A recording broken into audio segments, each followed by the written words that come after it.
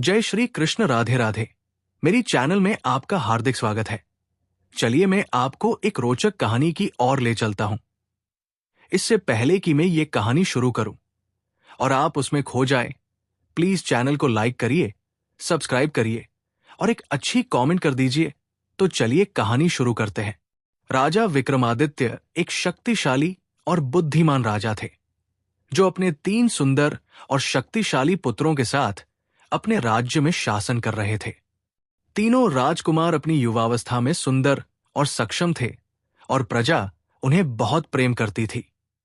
एक दिन राजा विक्रमादित्य ये सोचने लगे कि उनके पुत्रों में से किसे अपना उत्तराधिकारी चुने। इस बारे में राजा ने अपने मंत्री से सलाह ली, जो हमेशा बुद्धिमान और राज्य के हित की बातें सोचते थे। मंत्री ने राजा को एक सुंदर सलाह दी। महाराज, तीनों ही राजकुमार अच्छे हैं और तीनों को ही राज्य चाहिए। तो अब कुछ ऐसा किया जाए ताकि तीनों की शादी हो जाए और सबसे अच्छे राजकुमार को राजा बनाया जाए।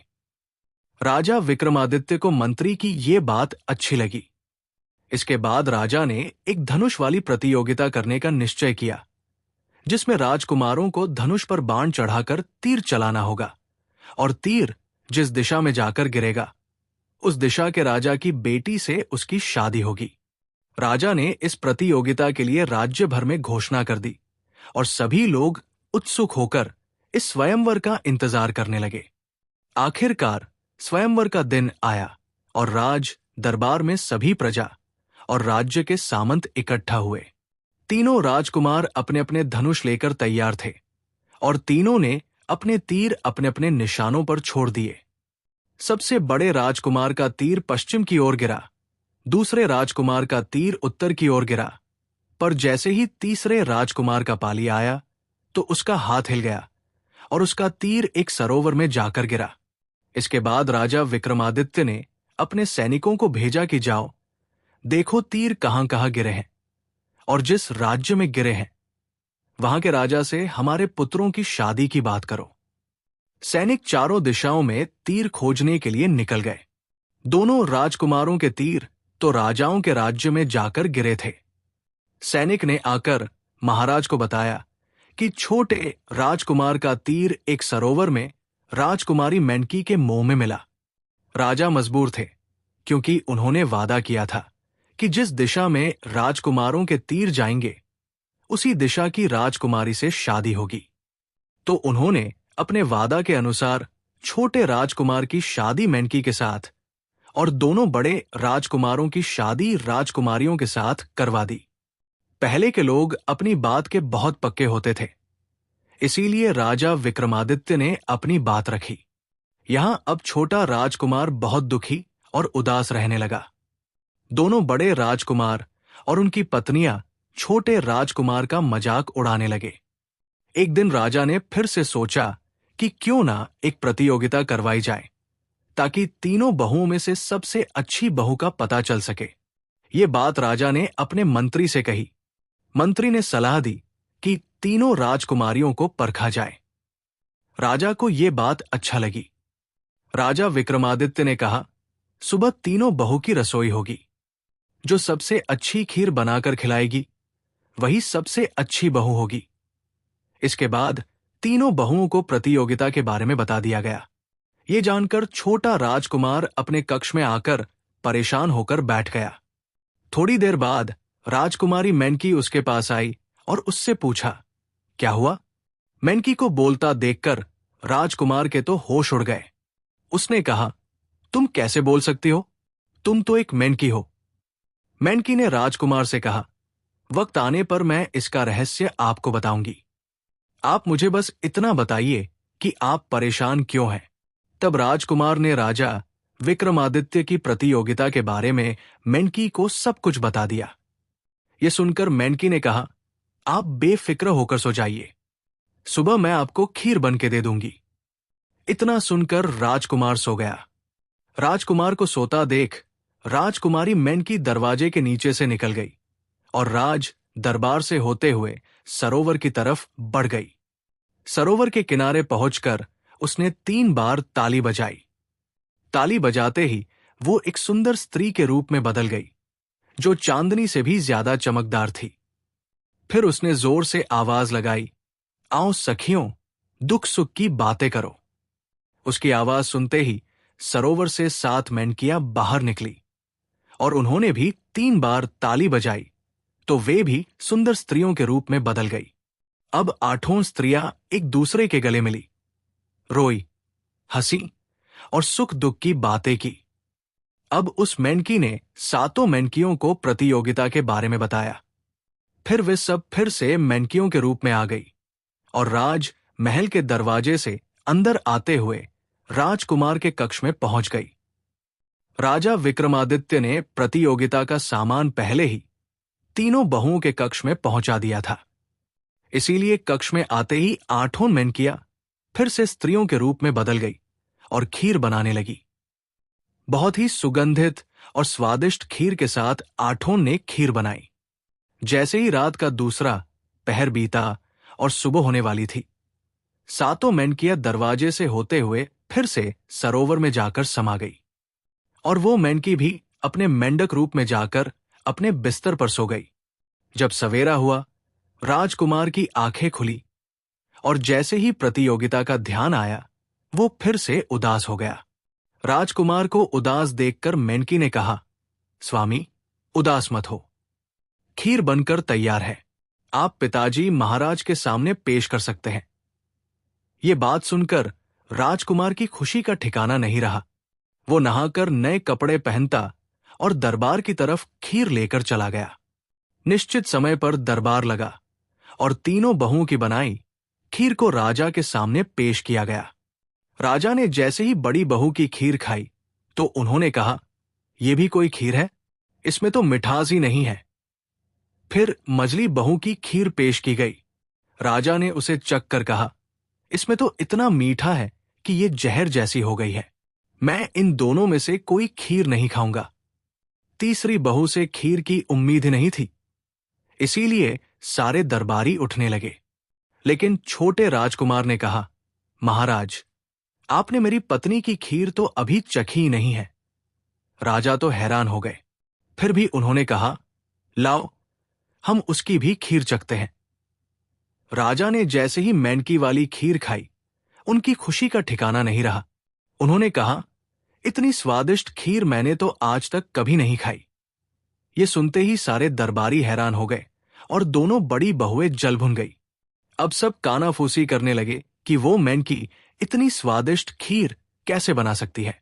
इसके बाद मेंढकी के दरवाजे के सामने पहरा लगा दिया गया कि देखें मेंढकी कैसे और क्या करती है। उधर दोनों बड़ी बहुओं को जलन हो रही थी। अब वे दोनों मेंढकी की दुश्मन बन गई थी। उन्होंने सोचा, इस पर नजर रखनी होगी कि ये कैसे कमाल करती है। अगले दिन राजा विक्रमादित्य ने फिर एक नई प्रतियोगिता का ऐलान कर दिया। जो भी बहू सबसे सुंदर कपड़े बनाकर मुझे देगी, वही सबसे अच्छी बहू होगी। दोनों राजकुमारों ने अपनी अपनी पत्नियों को बता दिया। इधर छोटा राजकुमार फिर से उदास होकर अपने कक्ष में आकर लेट गया। मेंढकी फिर से उसके पास आई और बोली, आज क्यों उदास हो? इसके बाद राजकुमार ने फिर से होने वाली प्रतियोगिता के बारे में मेंढकी को बता दिया। मेंढकी ने कहा, आप परेशान मत हो, सुबह होने से पहले आपको कपड़े मिल जाएंगे। रात का पहला पहर बीतते ही और राजकुमार के सोने के बाद राजकुमारी मेंढकी फिर से उसी तरह से राजमहल से बाहर निकली और सरोवर के किनारे जाकर 3 बार ताली बजाई। उसने सुंदर स्त्री के रूप में बदल गई। फिर उसने वही आवाज फिर से लगाई, आओ सखियों, दुख सुख की बातें करो। फिर से 7 मेंढकियां सरोवर से बाहर आकर उन्होंने भी 3 बार ताली बजाकर सुंदर स्त्रियों के रूप में बदल गई। फिर से 8 स्त्रियां गले मिली, रोई, हंसी और दुख सुख की बातें की। फिर उस मेंढकी ने 7 मेंढकियों को प्रतियोगिता के बारे में बताया और 8 उसी तरह से दरवाजों के नीचे से होकर मेंढकी वाले कक्ष में आ गई। बहुत ही सुंदर सलमा सितारे से बने हुए रेशमी कपड़े तैयार हो गए और जैसे ही सुबह होने लगी, 7 मेंढकियां दरवाजे के नीचे से होकर सरोवर में जाकर गायब हो गई। इधर मेंढकी भी अपने मेंढक रूप में आ गई जब सवेरा हुआ, राजकुमार उठा और फिर से उदास हो गया। तब मेनकी ने कहा, स्वामी, कपड़े तैयार हैं, आप पिताजी महाराज को जाकर भेंट करें। ये सुनकर राजकुमार खुशी से दरबार जाने को तैयार हुआ। सही समय पर दरबार लगा। तीनों राजकुमार अपनी अपनी पत्नियों द्वारा बनाए हुए कपड़े लेकर दरबार में हाजिर हुए। बड़ी बहू के कपड़े भेंट किए गए तो राजा ने देखा कि यहां वहां कट लगे हुए थे। राजा ने कहा, छी, ये भी कोई कपड़े हैं? और उन्होंने अपने नौकर को कपड़े दे दिए। फिर दूसरी बहू के कपड़े भेंट किए गए। वे भी राजा को पसंद नहीं आए और वे भी नौकरों को दे दिए गए। अब छोटे राजकुमार की बारी आई। छोटे राजकुमार ने जैसे ही कपड़े भेंट किए तो राजा देखते ही खुश हो गए। बोले, ये तो त्योहारों पर पहनने लायक कपड़े हैं। तुम्हारी पत्नी ने बहुत ही सुंदर और बहुत ही अच्छे कपड़े बनाए हैं। ये सुनकर दोनों बड़े राजकुमार भुन गए। अब उन्होंने एक चाल सोची। उन्होंने राजा से कहा, पिताजी, अभी कोई फैसला न ले। अभी अगर आप फैसला लेते हैं तो जल्दबाजी होगी। हमारे कहने पर एक और प्रतियोगिता करवाई जाए। इसके बाद राजा ने कहा, ठीक है, एक और प्रतियोगिता करवा लेते हैं। राजा विक्रमादित्य ने कहा, कल दरबार में तीनों बहुओं में से जो सबसे अच्छा गाना गाएगी वही सबसे अच्छी बहू होगी और उसी के को राजगद्दी मिलेगी। ये सुनकर दोनों राजकुमारों ने आकर अपनी पत्नियों को बताया तो वे बड़ी खुश हुई। उन्होंने सोचा, अब हम वही करेंगे जो मेनकी करेगी।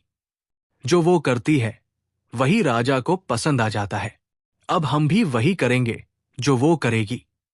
ये सोचकर एक छोटे से छेद से दोनों उसके दरवाजे में झांककर देखने लगी।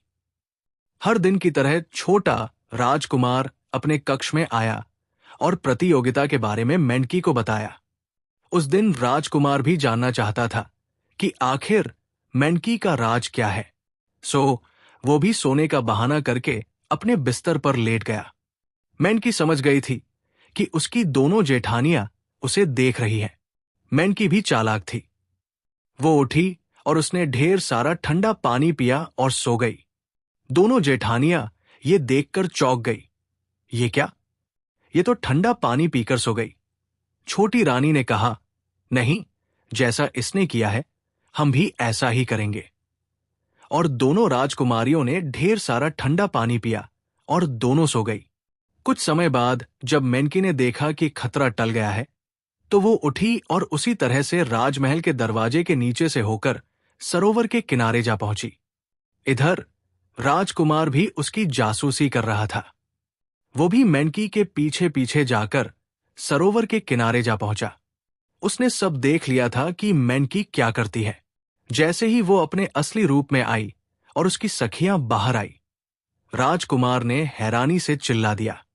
जैसे ही उन्होंने राजकुमार को देखा तो उन्होंने कहा, राजकुमार, आपको ये सब नहीं देखना चाहिए था, पर अब आपने देख लिया तो मैं आपको अपना राज बताती हूं।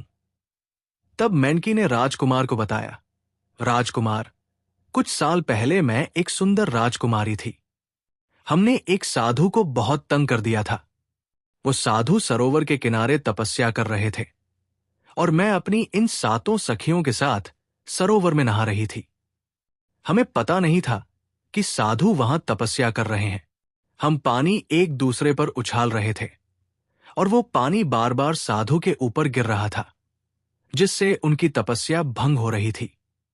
साधु ने गुस्से में आकर हमें श्राप दिया, जिस तरह तुम उछल कूद कर रही हो उसी तरह से तुम एक मेंढक बनकर पूरी जिंदगी उछल कूद करना और इसी सरोवर में रहना। ये सुनकर हमें बहुत दुख हुआ। हमने बहुत रोई और घर आकर अपने माता पिता को ये बात बताई तो हमारे माता पिता ने भी साधु से माफी मांगी और हमें माफ करने की गुजारिश की। साधु को हम पर दया आ गई। उन्होंने कहा, जिस दिन कोई सच्चा आदमी तुम्हारे लिए अपने शरीर का कोई अंग काटकर उसका खून हमारी तपोस्थली पर चढ़ाए, उस दिन तुम अपने असली रूप में आ जाओगी। तब तक तुम हर रात कुछ समय के लिए अपने असली रूप में आओगी। ऐसा कहकर साधु वहां से चले गए। उसी दिन से हम एक सच्चे आदमी की तलाश में इस सरोवर में भटक रहे हैं।